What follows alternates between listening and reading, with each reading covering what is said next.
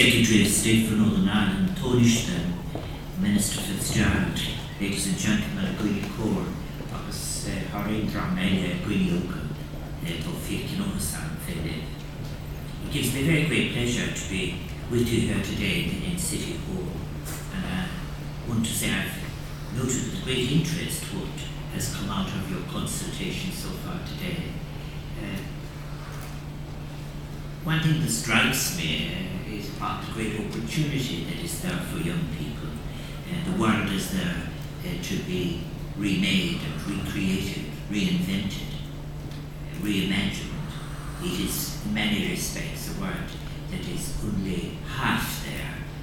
Many different attempts of high moral quality have been attempted, but not necessarily finished. But then there are new and innovative usages to be made of the opportunities of the new media. I noted, for example, how the media surfaces, the means of communication surface in nearly every one of the proposals.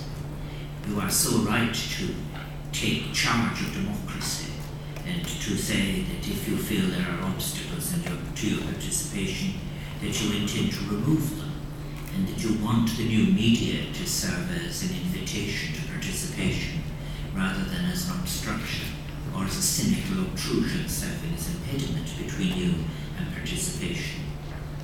Again, in relation to sport, sport is one of those great examples of cooperation, as is culture and music. The 5 nations who are participating here, their music is older than any contemporary expression, but also continually new imaginative innovations are being made in music and in culture in all its forms. I very much, as the person responsible for patron of Gaisce, welcome any of the proposals you want to make it a vigorous and inclusive organisation. It has given me great pleasure to be here with you today in City Hall, a building from which we can both see the Tower of London with all its history and all the new skyscrapers of the city, reminding us that London is a metropolis that powerfully displays the rich legacy of its past, but also all of the possibilities of a new and modern age. I think it is very important in whatever we're doing to be creative. Being creative can happen in relation to the smallest and most minuscule of things as much as to the most in relation to the most impressive in terms of scale. We're looking at all of the varying possibilities through the futures of a group of outstanding young people from our different nations, including many of you from the Irish community in the United Kingdom. When I meet young people, and I had an experience many years ago of writing fortnightly for a rock paper, I had many conversations, often late in the evening as I made my way home, or they were going home, and they would tell me in words of sometimes a few syllables and sometimes many on what they were feeling in different issues.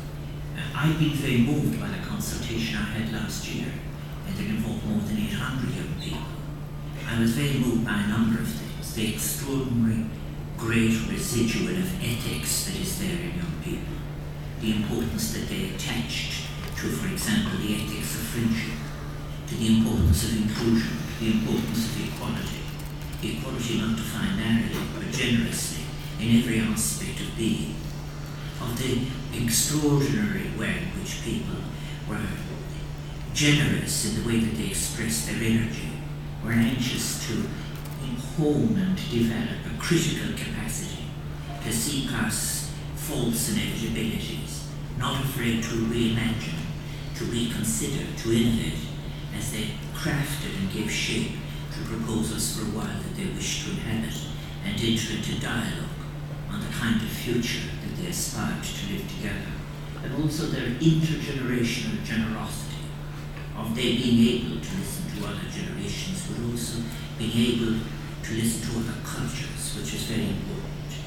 I'm very, very impressed by the presentations that we've just heard on youth and democracy, on sports and culture and music and poetry, on in creativity, own specialisation, and as I've said, your proposals for making this award in the shape you wanted. I have to say as well that the idea that 50 young people have given us of their time and their ideas, I think it is very, very important. I think that it is important not only in a policy sense, but it is very important in an emancipatory sense, to be able to take the taken for granted versions of the world and to look at those who are in fact who are suffering as a result of exclusion and be able to contribute to their emancipation, to be able to offer solidarity, to be able to offer friendship. All of this is very important, and very importantly as well, because something that is going to happen anyway, to redefine every subject in the next 10 years in a way that is heavily ethical and takes account of the fragility of our planet, the interdependence of ours, and the need we have to take care of each other. I think it's very important indeed the phrase you used, we score Kayla water in the bin. It is indeed, as I spoke last night, under the shadow of each other that we all live. I said last night that that shadow sometimes in terms of proximity can be a threatening darkness, but more often it offers an opportunity and an obligation for hospitality towards each other. Our word in terms, whether our word will be written by conflict or written by peace in the future, is very one of whether in fact how we construct the presence of the stranger, how we construe the position of the other. And therefore all of the faith systems, there is one concept that runs across them all, and that is the concept of hospitality, the need to care for the other. Your thoughts have been uplifting, inspiring, encouraging. The range of topics you've covered is impressive. It goes across all of the issues that are there of your concerns, and it is your concerns that matter. And it is what you do will matter. And it is that that will be liberating, and it is that that will deliver its inclusion in society. When we had the consultation last year, being young and Irish, the intention of that was to engage with young people as active and reflective citizens in contemporary Ireland. I think it's very encouraging that you want this to go on and happen among other nations. My vision at that time was that it would enable us to build an active, inclusive citizenship for which we needed a new discourse on connections between politics, economics, morality, the environment, and whatever. It was aimed at young people, Irish people. It was aimed at young Irish people wherever they may be.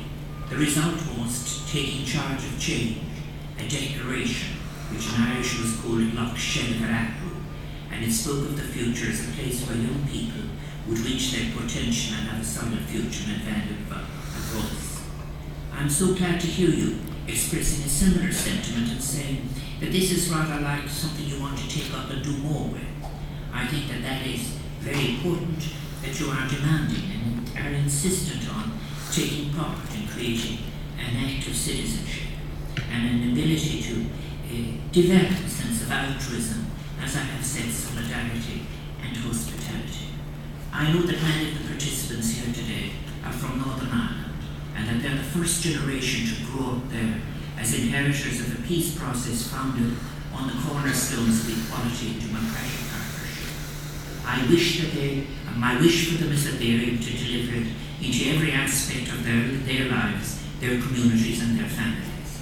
Because not only did the Good Friday Agreement of 1998 provide a template for peace and reconciliation with the Northern Ireland, it has enabled a more dynamic and fruitful relationship between Ireland and Britain. And in my many visits to Northern Ireland, nearly a dozen, I have met with many remarkable young people already on the path to becoming actors in building a more open and ethical society. They are young people who understand only too well that prejudice or old grievances do not evaporate overnight when peace is announced or new legislation is passed. They have the patience to be able to wait for a better future. They know that animosities can only be removed when as citizens we go past all such negative legacies, and we let go and reach a true sense of human empathy and solidarity with each other. Not inventing any false amnesia, but simply putting it, as it were, aside so as to be able to live fully in the present and release one's energy to the future. It is that will diminish the toxic impact of sectarianism. Two outstanding award winners from Northern Ireland who have demonstrated that spirit of solidarity will shortly receive certificates. One of these has chosen a Gaisce, the President's Award certificate, under the Joint Award Initiative in Northern Ireland, an initiative I welcome, and one has selected the Duke of Edinburgh's Award certificate, both of which recognise exemplary active citizenship in Northern Ireland. And these awards show the significant progress that has been achieved in bringing young people from both communities together and working towards a shared future. That sense of unity and accord has been so much in evidence today, and it reminds us of the great debt we owe to the many organisations that do so much valuable work in empowering young people. Organisations like the Washington Ireland Programme, focusing on students in both parts of Ireland, the British Youth Council, which have been so supportive in organising and co-hosting this event, the Northern Ireland Youth Forum, who in partnership with the Council ran the first elections to the Northern Ireland Youth Parliament last year, an event that provided a unique experience for young people from both communities. And I will very shortly present an award to two young representatives from the Northern Ireland Youth Parliament. The vibrancy of the Irish community here in Britain and the flourishing Irish community organisations are a testament to their own resilience and to the adaptive nature of them and British society. In Ireland, we are very proud of our diaspora, greatly value all that they do to promote and sustain positive connections with many countries around the world. I think that as President of Ireland, I am very pleased to acknowledge the extraordinary work that has been done over the years through the Department of Foreign Affairs and Trade and its assistance to the different welfare organisations in Britain over the decades, such as the Irish in Britain, the Irish Chaplaincy in Britain, the Irish Travellers Movement in Britain. And then too there are new organisations, networks such as the Irish International Business Network, the London Irish Business Society, the London Irish Graduates Network. These are all very important. So you represent a generation of young Europeans, fellow members of the European Union, global citizens, I like to think, that there is so much work for both of our peoples to do beyond and outside of these islands. And I know that you will play an active role. And it's so exciting to look forward to the Europe that you will imagine, the progressive, inclusive, sustainable Europe that you will bring into existence and that you will offer to the world as your version of Europe.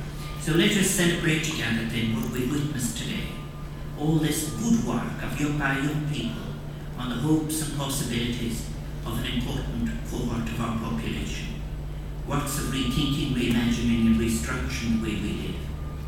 On both sides of the Irish Sea, our societies face tough challenges at times, but they are challenges that are not beyond any of our resolution. I have often spoken what I call our faithfully control, the endless possibilities that we have working together. And given determination, given an ethical conviction of the value of change in a way that will last and be sustainable, is of such great value. I have got great pleasure for being here, and I want to wish you well, Trace Liam, August I have been just so pleased to have been asked to be part of your work together today, and I congratulate all of our young people who have given so generously of their ideas, their vision and their hopes for the future.